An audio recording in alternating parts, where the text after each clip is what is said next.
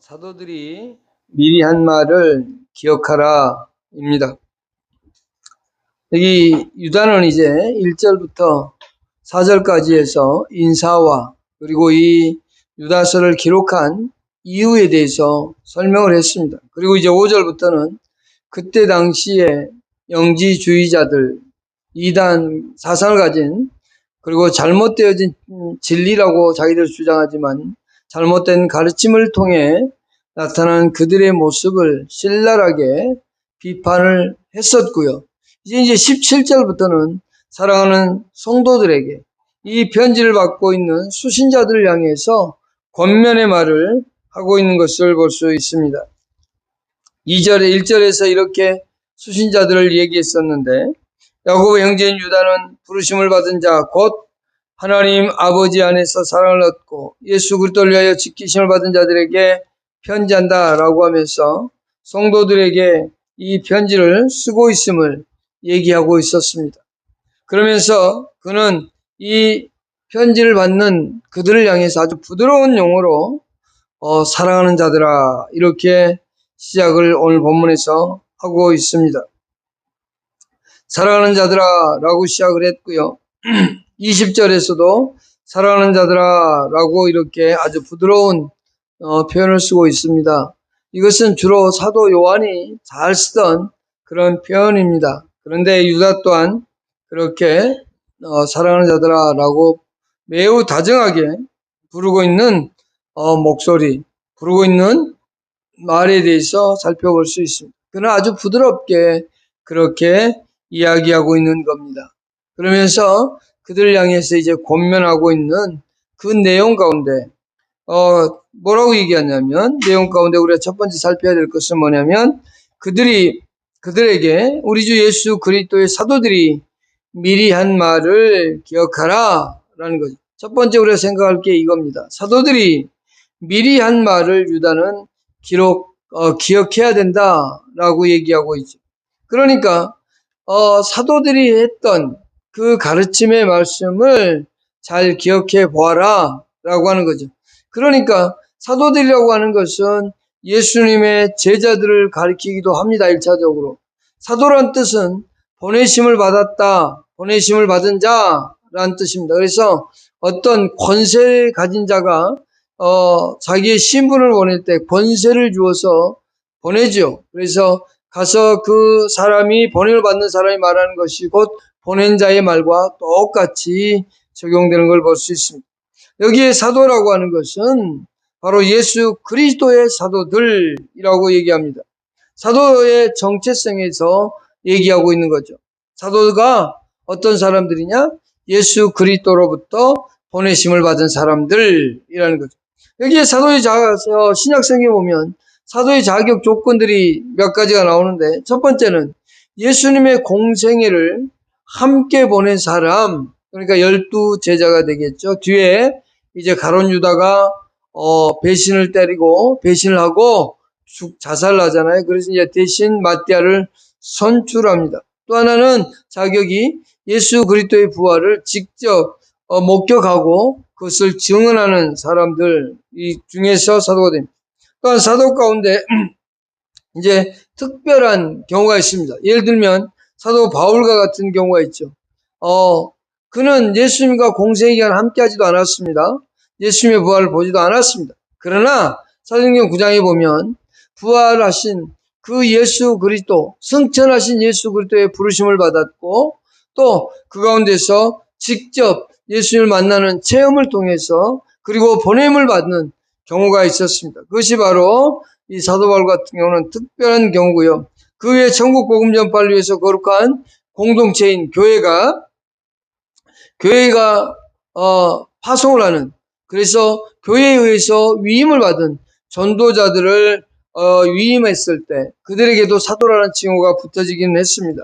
어쨌든 사도의 명칭을 갖는 사람들은 해야 될 일이 있는데 그것은 부활하신 예수님을 증거하고 또 예수님께서 우리에게 말씀하셨던 지상 대명령이었던 마태복음 29장 19절로 30절이죠. 예수의 이름으로 성부와 성자와 성령의 이름으로 세례를 주고 가르쳐 지키게 하라 라고 하는 명령입니다. 그것을 전파하도록 부여받은 사람들이 바로 이제 사도들이었습니다. 그런데 이 유다는 사도들의 말을 기억하라라고 얘기하고 있죠. 이 말은 이제 베드로서 3장 2절과 3절에 있는 내용과 아주 닮아 있고 거의 비슷하다라고 할 수 있습니다. 베드로서 3장 2절과 3절을 읽어보겠습니다.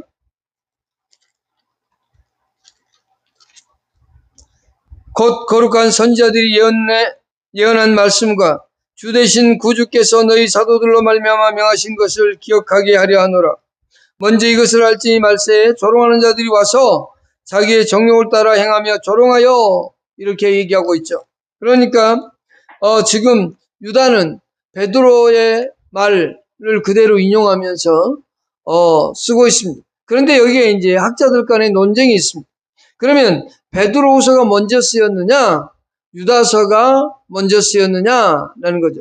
베드로후서가 한 말을 유다가 그대로 옮겨 썼다라고 하는 주장하는 이들도 있고, 또 유다가 쓴 것을 베드로 사도가 인용한 것도 있다라고 하는 분들도 있어요.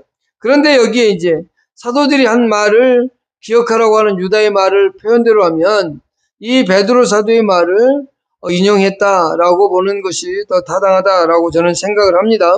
어쨌든 이 사도들의 말 가운데 하나가 뭐냐면 조롱한 자들이 나타날 것이다. 거짓된 스승들이 나타나게 될 것이다 라고 말씀하고 있다는 거죠. 이것은 사도들뿐만이 아니라 예수님도 그와 같이 말을 했었습니다.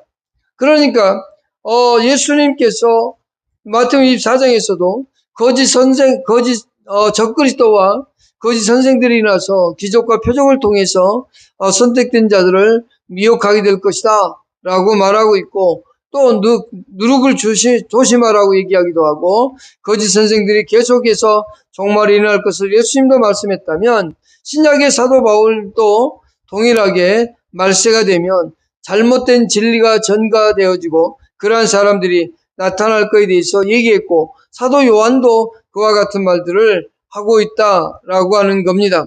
그렇다고 한다면 왜 우리 예수님도 그리고 사도들도 이와 같은 말을 했느냐면, 사도행전 2장 42절에 보면 그들이 사도들의 가르침을 받아 서로 교제하고 떡을 떼며 이렇게 나가기 시작하거든요. 그러니까 교회가 처음 세워지고 오순절 때 이 수많은 사람들이 3,000명씩 또는 5,000명씩 몰려들 때에 그들을 감당할 능력이 없었습니다. 그때 3,000명이 모여서 회개하고 세례를 받았는데 이들이 진정 예수가 누군지 어떻게 신앙해야 되는지를 제대로 알지 못했습니다.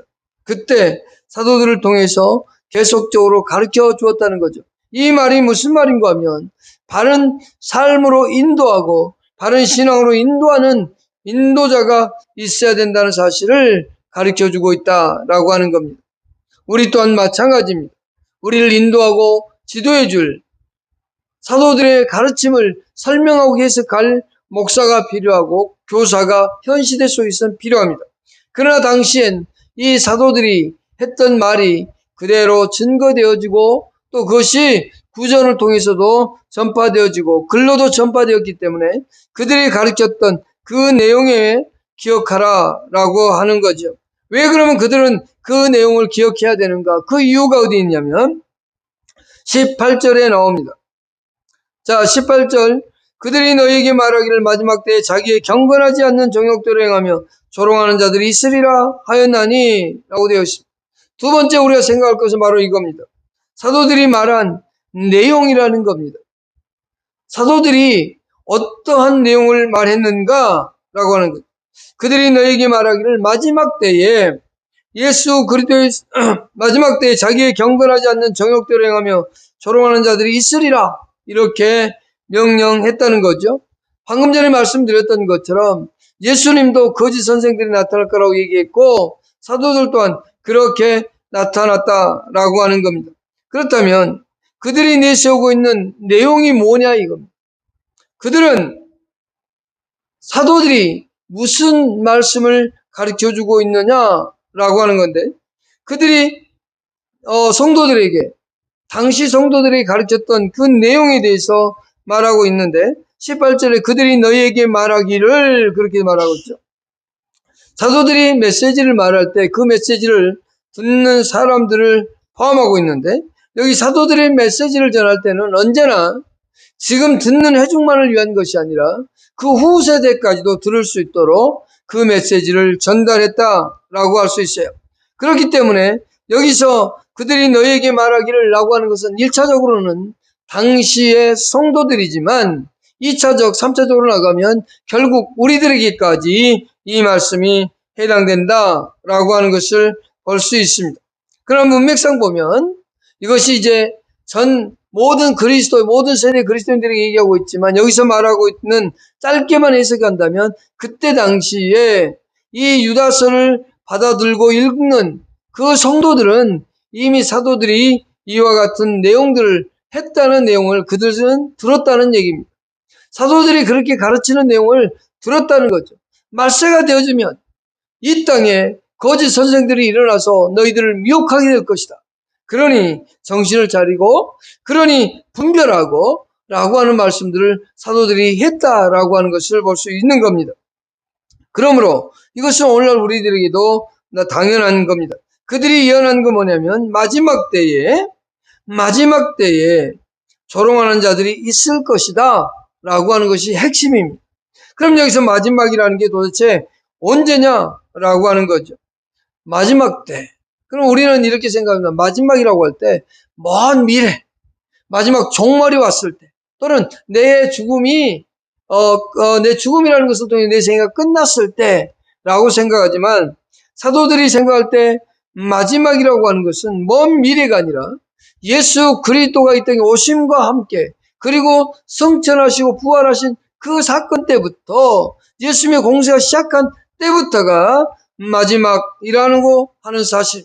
그러니까 여기서 말하고 있는 것은 유다를 통해서 말하고 있는 마지막이라고 하는 것은 지금 현재의 실상 속에서 살아가고 있는 삶의 모습이 마지막 때다라고 얘기할 수 있는 겁니다. 왜냐하면 선지자들의 예언이 성취되어지고 거기서부터 예수 그리스도가 이 땅에 오실 때부터 이미 마지막은 시작되었다라고 하는 거죠. 그래서 이 마지막이라고 하는 것은 사도들이 보았을 때는 그때 당시가 마지막이었고 오늘날로 생각하면 현재 우리가 살아가고 있는 이 현실 또한 마지막 때를 살아가고 있다라고 하는 거예요. 사도들이 마지막 때를 얘기할 때가 벌써 2000년 전이니까 그때로부터 지금 2000년이 흘러왔습니다. 그래서 베드로 사도는 우리에게는 1000년의 시간이 하나님 편에서 보면 하루와도 같다라고 얘기했죠. 그러니까 하나님 편에서 보면 한 이틀 지난 것 같습니다. 그러나 우리 입장에서 보면 2000년 동안이나 예수님이 안 왔네? 라고 얘기할 수 있겠죠. 그러나 조금만 생각을 바꾸면 예수님이 오신다고 말씀하고부터 2000년이 흘렀으니 우리에게 예수님 오실 때는 더욱더 가까워졌다는 사실을 잊어선 안 되겠죠. 그러니까 오늘 내가 살아가고 있는 이때가 마지막 때다라고 하는 사실을 잊어서는 안 됩니다. 지금 우리가 살아가고 있는 이 시대가 마지막입니다. 사도 바울은 그때 당시를 마지막 때라고 얘기했습니다. 종말이 가까우면, 종말 때가 되면 라고 하면서 그때가 바로 말세가 이르렀다라고 하면서 말세에 대해 설명했습니다. 그때 어떤 사람들이 일어나느냐? 조롱하는 자들이 일어난다는 사실입니다. 초대교회 때도 그리고 구약에도 거짓 선생들은 있었습니다. 참된 선지자가 있었고 거짓 선지자도 있었고 또한 참된 예언을 하는 사람이 있는가 하면 거짓된 예언을 하는 사람들도 있었습니다. 신약에도 마찬가지입니다. 신약에도 참된 말씀을 전파하는 사람들이 있었고 그렇지 않는 사람들이 있었습니다. 그러나 그때에도 조롱하는 사람들이 있었고 지금도 조롱하는 사람들이 있습니다. 여기서 조롱한다는 표현은 도덕과 종교를 멸시하는 그리고 교만하고 불경한 남봉꾼들을 가리키는 단어입니다. 조롱하는 자들은 주님을 조롱하고 육체적으로는 학대했던 그런 사람들입니다. 예수 그리스도를 강렬히 반대했던 그 세력들이 바로 조롱하는 자들이었습니다. 그들은 자기들이 최고라고 생각했고 자기들이 위대하다고 생각을 했습니다. 그래서 그들은 스스로 하나님 자리에 올라가고 하나님보다 더 높아지려고 했던 것을 볼 수 있죠. 그들은 언제나 삶의 태도가, 그리고 신앙의 태도가 남을 깔보는, 그리고 남을 낮게 평가하는 삶의 자세를 가지고 있습니다. 그들은 언제나 다른 사람들이 자기보다 아래고, 자기보다 신앙생활도 못하고, 자기보다 더 삶의 표준이, 기준이 낮다라고 하면서 사람들을 깔보는 사람들입니다. 그들은 그렇기 때문에 도덕적으로, 종교적으로도 그들은 교만할 수밖에 없는 그런 삶을 살아갑니다. 여기에 대해서 역대하 36장 16절은 너무도 잘 표현해주고 있는데, 그의 백성이 하나님의 사신들을 비웃고 그의 말씀을 멸시하며 그의 선지자를 욕하며 여호와의 진노를 그의 백성에게 미치게 하여 회복할 수 없게 하였다라고 하는 표현을 썼는데요. 이것은 유다 왕 마지막 왕이었던 시드기야 시대에 있었던 현실들이었습니다. 하나님께서 보낸 선지자들을 비웃고, 그리고 그들을 통해서 주신 하나님의 말씀을 무시하고 멸시하는 삶의 모습을 살았다라고 하는 거죠. 지금도 마찬가지입니다. 이단들은 기록되어진 성경에 있는 하나님의 말씀을 멸시하고 무시하며 살아가는 사람들인 겁니다. 그러나 우리는 언제나 진리 안에서 그렇게 살아갈 수 있는 사람들이 되어야 되겠죠. 이들의 삶의 모습, 조롱하는 자들의 삶의 모습은 경건하지 않다라고 하는 거고, 정욕대로 행한다라고 18절에 말씀하고 있습니다. 그들의 삶의 모습은 18절에 이렇게 얘기하고 있습니다. 자기의 경건하지 않은 정욕대로 행하여 라고 말합니다. 조롱하는 자의 특징, 그의 뿌리는 바로 뭐냐면 자기의 정욕대로 살아가고자 하는 욕심과 욕구가 있는 겁니다. 그들의 마음속에 이미 하나님을 향한 경외함이나 경건함은 없어요. 오직 내 마음속에 내 욕구를 이루고 내 욕심을 이루고 내 꿈을 이루는 것, 그것 말고는 없습니다. 오늘날 우리 그리스도인들이 잃어버린 것 중에 하나가 무엇인가 라고 하는 것을 생각하면서 그런 생각을 했습니다. 오늘날 교회가 잃어버린 것, 그것은 예수 그리스도다라고 말할 수 있습니다. 우연하게 1970년대, 우리나라 한국의 1970년대 신앙생활은 어땠을까라는 궁금증이 생겨서 유튜브를 찾아봤습니다. 그랬더니 1970년대, 74년도 여의도 광장에서 모였고 75년도에도 모였고 엄청난 수의 사람들이 모여서 이 나라를 위해 기도했고 이 나라를 위해 울부짖으며 하나님께 더욱더 가까이 가기 위하여 울부짖는 그들의 모습이었습니다. 그리고 그들의 메시지, 그것을 모인 회중들에게 전하는 메시지는 오직 예수 그리스도밖에 없었습니다. 우리의 삶을 바꾸고 이 나라를 바꾸고 모든 환경을 바꿔놓으실 분이 누군가 예수 그리스도였습니다. 그러나 지금의 현실은 어떠신가요? 지금 현실에 살아가는 삶의 모습 속에서 보는 것은 예수 그리스도를 잃어버린 세대 속에 우리가 살아가고 있지 않는가라고 하는 거죠. 우리의 마음 속에 무엇인가 성공을 꿈꾸고 무엇인가 나에게 이득이 되는 그와 같은 현상을 추구하고 따라가는 교회의 모습, 1차적으로는 숫자를 채우기 위하여 진료하는 다른 것들을 행하면서도 그것이 악인지 모르고 살아가는 삶의 모습을 볼 수 있습니다. 이 조롱하는 자들은 언제나 자기의 욕심, 자기의 욕구를 충족시키고자 했던 겁니다.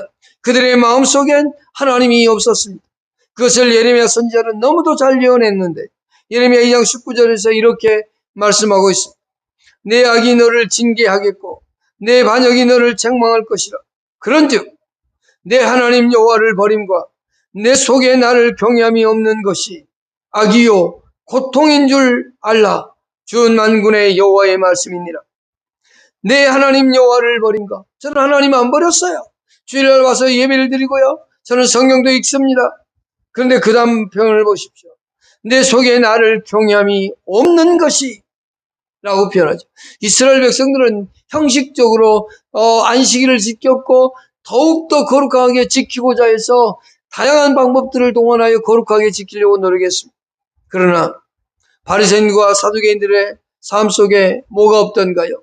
하나님을 경외함과 진정 마음속으로 하나님을 경외하는 그 삶의 모습이 없었다라고 하는 거죠. 하나님의 우리 마음의 중심에 두지 않는 것, 그것이 바로 악이요 도덕적 부패의 시작이라고 하는 사실. 우리나라가 1970년대, 80년대 그토록 많은 사람들이 여의도 광장에서 모이고 나라와 민족을 위해 기도했는데 지금은 어떠신가요? 진보든 보수든 모여서 기도하는 게 아니라 서로 잘났다고 투쟁하고 있는 것. 차라리 그 많은 사람들이 모여서 어느 한쪽이라도 하나님이여 이 나라를 불쌍히 여겨주십시오는 그들의 마음속에 하나님을 향한 경외함과 하나님을 향한 진실한 신앙이 있다면 그와 같이 하지는 않을 텐데 말입니다. 여러분 어떻습니까? 여러분들 마음속엔 진정 하나님이 중심되어 있습니까? 하나님을 향한 경외함과 경건한 모습이 우리 속에 있는가 하는 겁니다. 이것이 바로 당시에 조롱한 자들의 모습입니다. 이단자들의 모습이고 또한 거짓된 가르침을 가르치는 자들의 모습입니다. 우리는 수없이 많이 듣습니다. 교회가 잘못이라고요. 교회가 잘못되었다고. 네, 인정합니다. 그 가운데 하나가 목회자들이 잘못 살고 있다는 것을 인정합니다. 그렇다면 진정 우리가 돌아가고 회복해야 될 것은 내 마음에 내 중심의 목회자뿐만이 아니라 여러분 모두가 다 같이 하나님을 경외하는 그 경외한 마음, 그것이 먼저 시작돼야 됩니다. 우리의 마음 속에서 나는 주일날 예배드렸어. 나는 기도했어. 나는 성경 읽었어. 이걸로 안주하는 것이 아니라 진정 내 마음 속에서 하나님을 경외하는 그 경외함, 그 경건함, 그것이 우리에게 필요함을 이 본문을 통해서 우리는 볼 수 있습니다. 19절에 보십시다. 이 사람들의 특징을 다시 한 번 더 설명합니다. 19절에 이 사람들은 분열을 일으키는 자며 육에 속한 자며 성령이 없는 자라고 이야기합니다. 이들은 유다는 이 사람들을 라고 얘기하죠. 앞에서 17절에서는 사랑하는 자들아 라고 표현했는데 여기에서는 이 사람들은 라고 표현하죠. 이것은 경멸조의 어투인데요. 이 사람들은 잘못 살고 있다라고 하는 그 표현을 그대로 이 단어 속에서 이야기하고 있는데 첫 번째 그들은 뭐냐? 분열을 일으키는 자라고 얘기합니다. 이 분열을 일으킨다는 뜻은 분리하는 자, 파벌을 만드는 자, 나누는 자라 뜻을 가지고 있습니다. 당시 이들은 영적인 그리스도인과 육적인 그리스도인으로 구분을 했습니다. 그리고 자신들은 영적인 그리스도인이다. 우리는 신학이 뛰어난 사람이다 라고 자부하고 그렇게 살았습니다. 그러면서 교회에 파벌을 만들고 그리고 자기들이 최고의 신앙을 한다라고 생각했습니다. 그러나 이것은 마귀적인 생각입니다. 교회를 무너뜨리고자 하는 사탄의 계략이고 책략이다 라고 하는 겁니다. 고린도전서에 보면 고린도 교회가 자기들은 많은 은사가 있어서 영적으로 뛰어나다라고 생각했습니다. 그들은 스스로 우리는 정말로 뛰어난 능력이 있는, 그래서 하나님을 만나고 경험하고 하나님의 말씀을 듣고 하는, 그래서 방언도 하고 여러 가지의 은사들을 활용한다고 자랑했습니다. 그래서 그것을 하지 못하는 사람들을 조금 낮은 자로, 신앙이 생활을 잘못하는 자로 그렇게 얘기하면서 파벌들을 만들었습니다. 그러나 사도 바울은 그들에게 이렇게 말했습니다. 사도행전 고린도서 4장 20절에서 하나님의 나라는 말에 있지 아니하고 오직 능력에 있음이라. 너희가 무엇을 원하느냐? 내가 매를 가지고 너에게 나아가랴? 사랑과 온유함으로 나아가랴. 20절에서 말씀하는 것처럼 하나님의 나라는 말에 있지 아니하고 오직 능력이 있다라고 하는 것은 그들은 자기들이 은사를 받았다고 하면서 팔을 만들고 바닥을 만들었습니다. 분열을 시켰습니다. 그러나 진짜 능력은 이 진리의 말씀을 따라 사는 것, 하나님의 말씀대로 행동하고 실천하는 거라고 얘기하는 겁니다. 그것은 하나님이 말씀하는 가운데 가장 중요한 말씀이 뭡니까? 여호와 하나님을 사랑하라는 거 아닙니까? 마음과 뜻과 힘과 정성을 다하여 생명을 다하여 하나님을 사랑하라입니다. 무엇으로요? 마음으로 말이죠. 또한 이웃을 사랑하라고 했는데 그들은 그렇게 하지 않았다라고 하는 것을 볼 수 있습니다. 그들은 오히려 자기들이 영적인 그리스도인으로서 다른 사람들보다 더 뛰어난 신앙이라는 착각 속에서 살았습니다. 그러면서 분열을 만들었죠. 두 번째, 그들은 육체에 속한 자들이며 성령이 없는 자라고 말하고 있습니다. 이것은 성령으로 거듭나지 못한 사람들을 얘기하고 있는 겁니다. 이들은 그리스도인이라고 스스로 말하고 있지만 실질적으로 성령에 의하여 중생을 경험하지 못한, 예수 그리스도를 진정으로 믿지 못하는 그런 사람들. 그렇기 때문에 그들은 비열하고 또한 본능적으로 짐승처럼 본능만을 위해 살아가는 그러한 사람들이라고 하는 겁니다. 그들은 짐승처럼 본능만을, 자기가 원하는 것만을 하고 살아가는 삶의 모습을 살아가는 사람들인 겁니다. 그것이 바로 성령이 없는 자요, 육에 속한 자요라고 했습니다. 스스로 자기들은 영적인 그리스도인, 다른 사람들은 육적인 사람들이라고 하면서 얘기를 했지만 결국 그들에겐 뭐가 있느냐? 바로 갈라디아서 5장 19절로 21절에 나오는 것처럼 성령의 열매 없는 육신의 열매만을 맺어가는 사람들이었다라고 하는 겁니다. 그래서 이들은 결국은 하나님을 제대로 알지 못하고 하나님 뜻대로 살지 못하는, 교회 안에서 바보를 만들고 분당을 만들어서 서로를 깨뜨리는, 그래서 하나님의 뜻대로 사는 것이 아니라 하나님의 뜻과는 반대되게 살아가는 삶의 모습을 가진 자들입니다. 이러한 자들의 결말이 과연 어떻게 될까요? 히브리서는 이렇게 말합니다. 이들의 결말에 대해서 히브리서 10장 29절에 말씀하고 있는데, 히브리서 10장 29절입니다. 하물며 하나님의 아들을 짓밟고 자기를 거룩하게 한 언약의 피를 부정한 것으로 여기고 은혜의 성령을 욕되게 하는 자가 당연히 받은 형벌은 얼마나 더 무겁겠느냐? 너희는 생각하라 라고 얘기하고 있습니다. 그들이 하나님의 아들을, 예수 그리스도를 짓밟고 또한 자기를 거룩하게 한 하나님의 말씀을 버리고 폐기하고 성령을 욕되게 하면서 살아가는 그들의 삶의 모습, 결과는 어떻게 되겠느냐? 그들이 받을 징벌, 형벌은 얼마나 더 크고 무섭겠느냐라고 얘기하고 있는 겁니다. 얼마나 더 무겁겠느냐? 여러분, 이것이 그들의 결말입니다. 그렇다면 오늘날 우리는 어떻게 살아야 될까요? 앞에서 말씀드렸던 것처럼 진정 우리의 마음속에 하나님을 경외하는 삶의 모습이 있기를 축복합니다. 하나님의 말씀대로 살아가는, 그리고 하나님의 뜻 안에서 하나님을 경외하며 섬기되 마음의 중심에 하나님이 중심되어가는 그런 삶의 모습이 여러분 가운데 있기를 축복합니다. 기도하십시다. 하나님